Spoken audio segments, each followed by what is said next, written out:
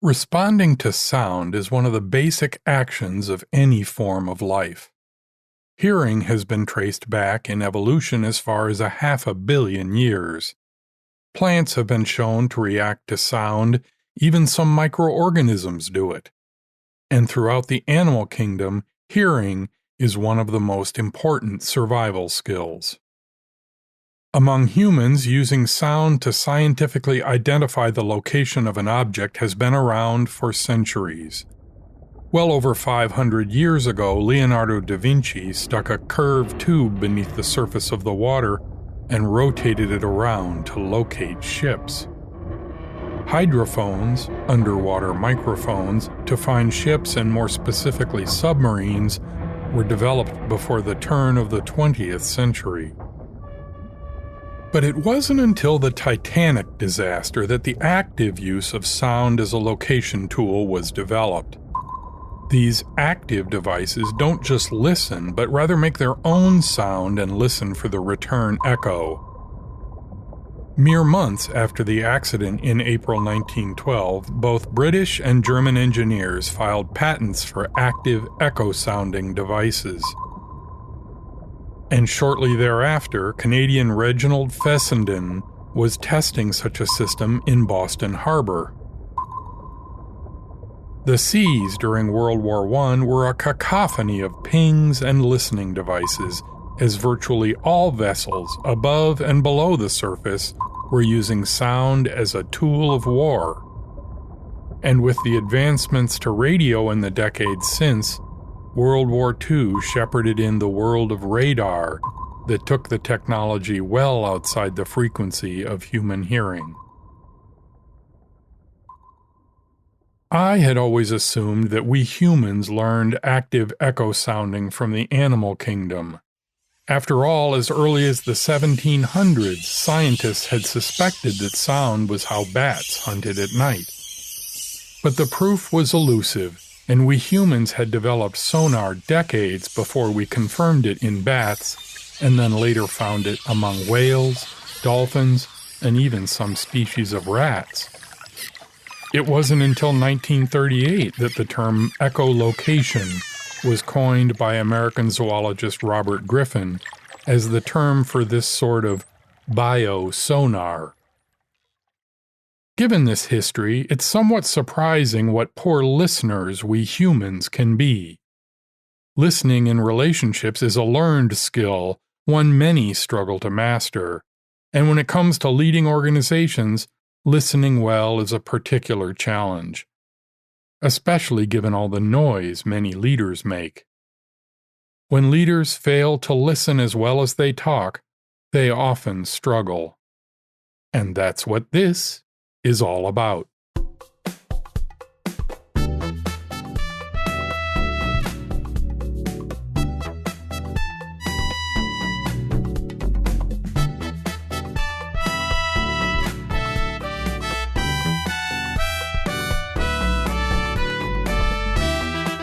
This is Leading Smart, the show about managing in the brainpower age.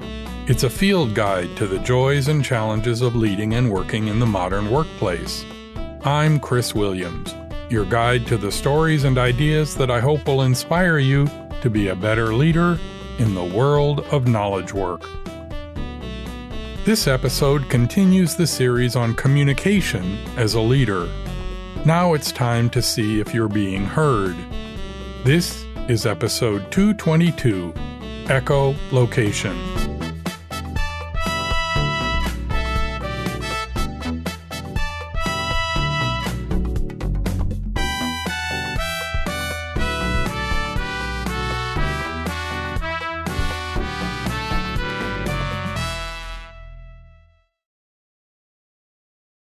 I distinctly remember the confidence I felt when I first began leading a team.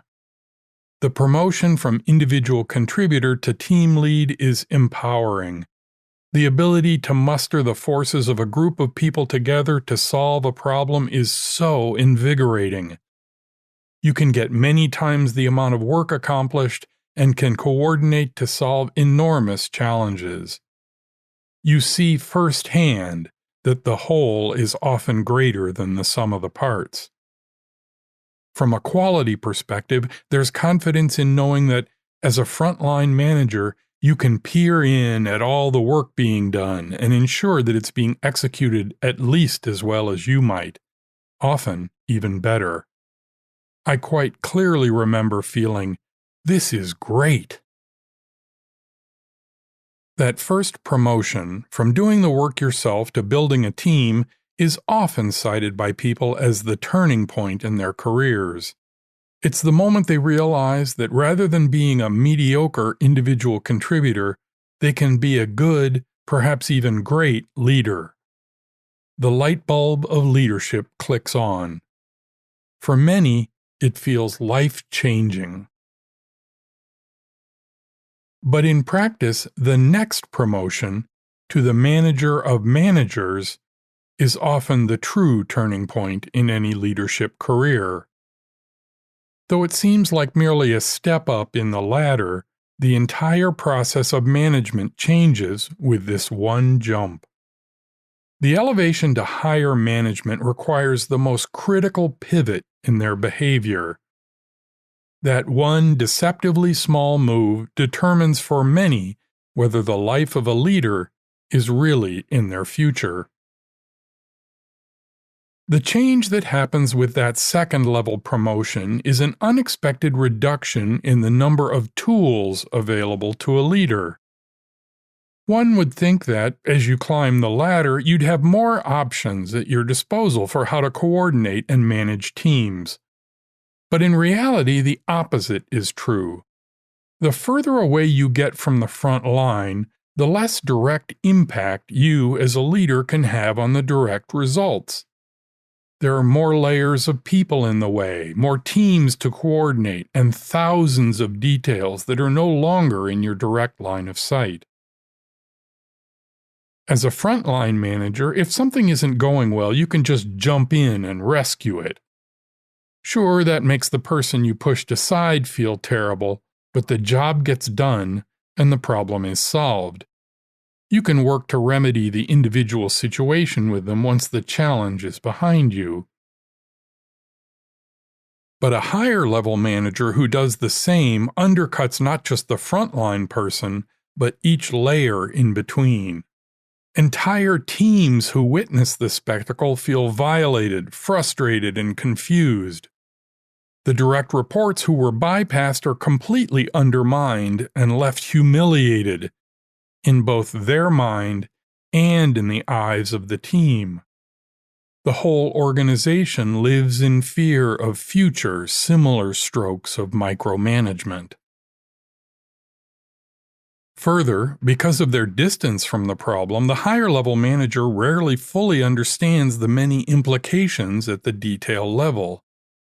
Even more likely, they never even see things at that level of resolution in the first place. Problems arise, they see the impact, and jump to intervene. The overreaction will likely be a spectacular misfire and make the problem worse. All of this makes that promotion to second-level manager a turning point in a career. A budding leader must learn to lead by remote control, by indirect influence, to leverage, rely on, and trust their own team of leaders. People who excel at senior leadership are communicators first, deciders second, and doers a distant third. This is exceptionally frustrating for some, and they often retreat to frontline management or even back to individual contribution. The distance from the action and the coordination requirements are just too much to bear.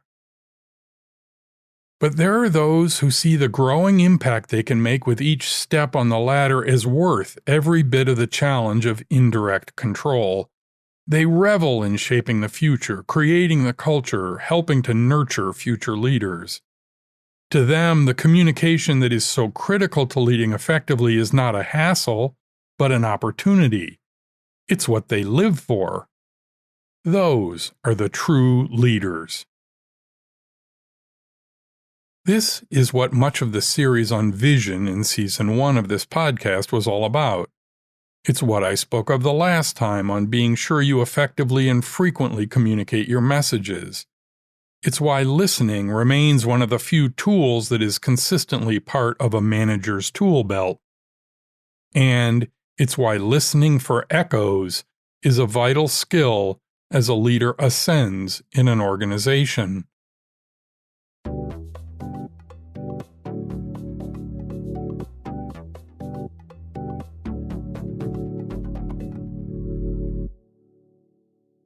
In the last episode, I suggested that repetition is a valuable pattern for leaders in trying to get their message out. People need to hear something many times to internalize it. Repetition also helps maintain a certain calmness and consistency in an organization as it is battered by winds as they blow through the working environment.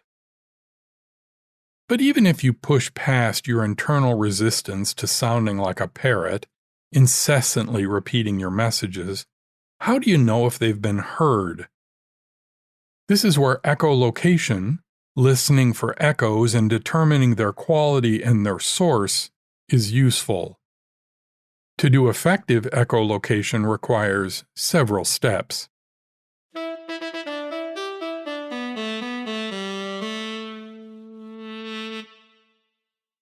As in most multi-step plans, the first step is the hardest. For echoes, the first step is to listen broadly.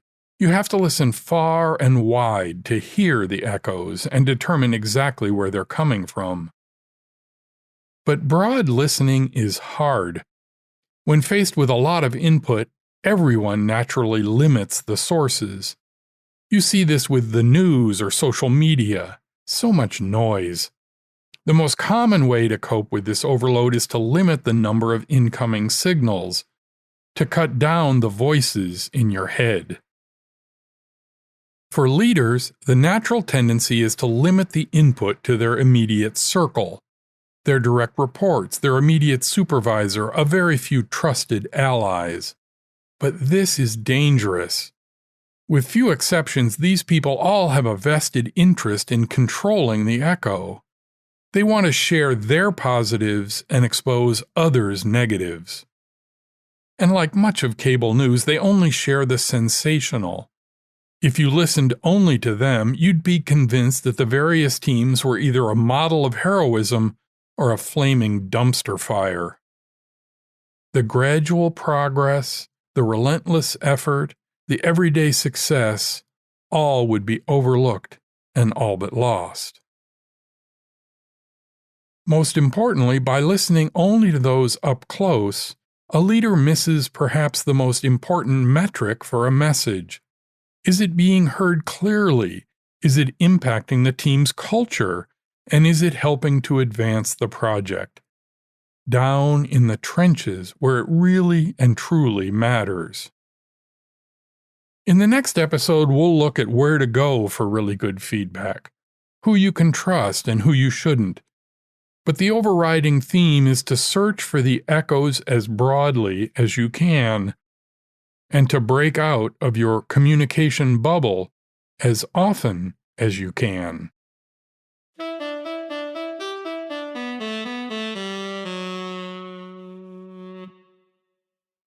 Aside from the source, another important measure of the echo is its genesis.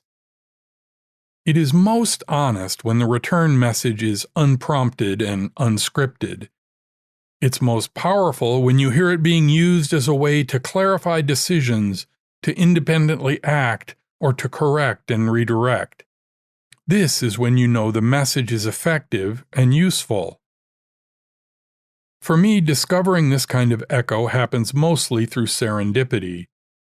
As I noted in a previous episode, I heard it once in the restroom. I've seen it happen for others at lunch or in casual hallway conversation. What you hear is people leveraging the message to make some of the many thousands of detailed decisions every project faces every day. No, we can't do that. It would be just the exact opposite of the project vision. Or, How many times have we heard Chris say it? We just have to do this. These kinds of echoes are true and help to advance the project. If you hear the message, however, being merely parroted, that's a cautionary echo. You've seen the signs up all over a workplace. Safety is our number one priority.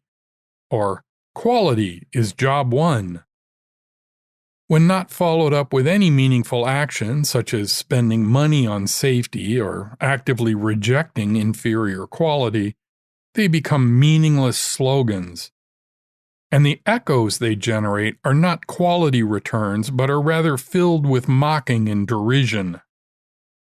That is when the message is lost, and its effect is not just empty, but it's a failure. Safety is ignored. Quality is a joke.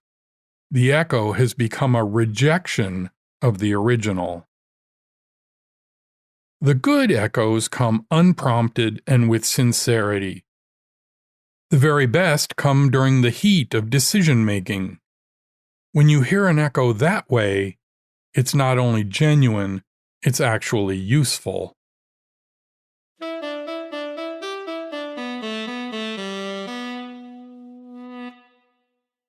The next facet is to examine the details of the echo. Is what you're hearing a true reflection of the output message? Is it true to the original meaning?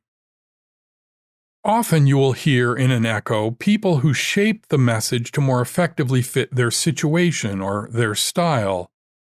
Some of this is fine. The spirit and detail of the message remains uncorrupted and true to form.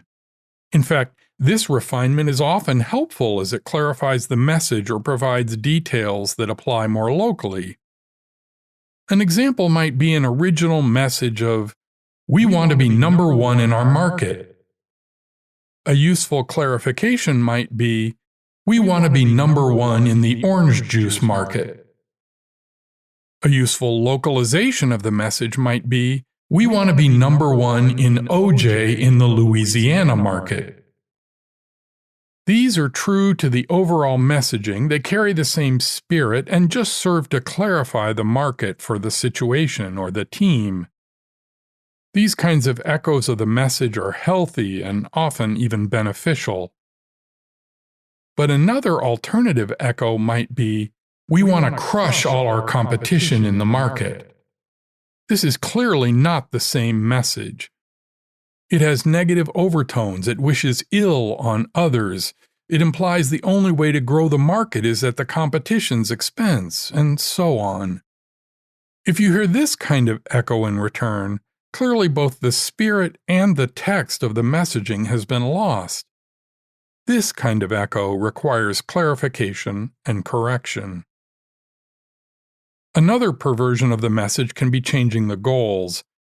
If in response to a hard freeze in the orchards you start to hear an echo of, "We want to be top 5 in the market," this can be a problem.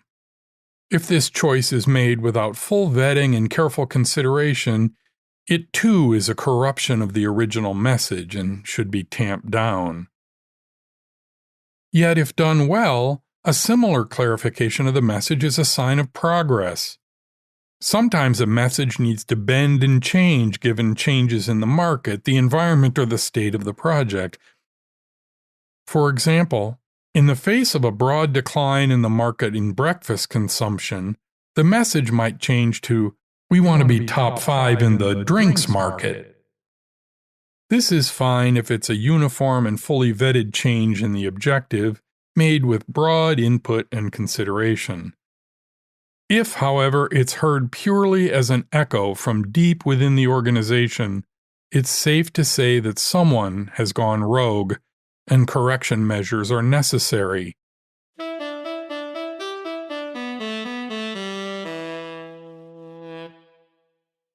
Lastly, the leader's worst nightmare.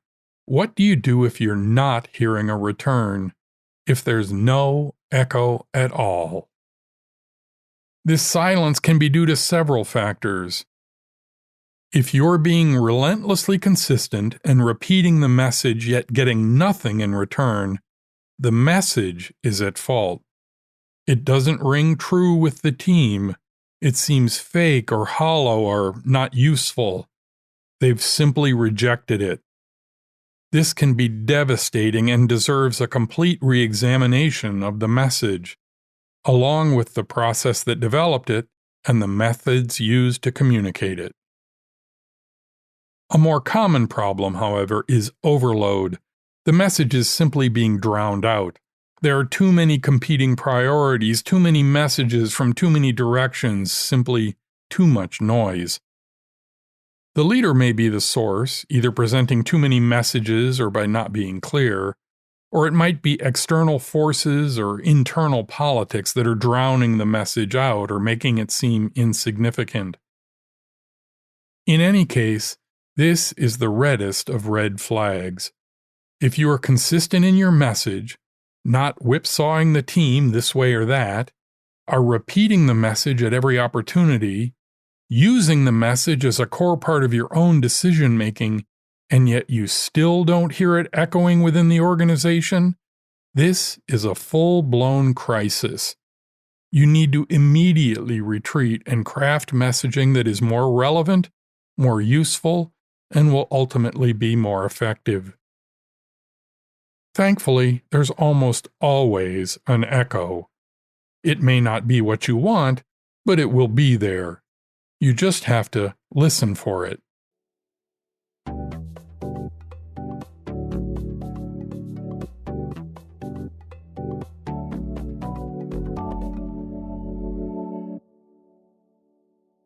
Next time, we'll explore where and how to get good feedback, how to know when it's real and when it's not, and the people and places you need to go to get that feedback. But that's next time. Until then, remember to keep your ears open. It's the only way to do biosonar, the only path to echolocation.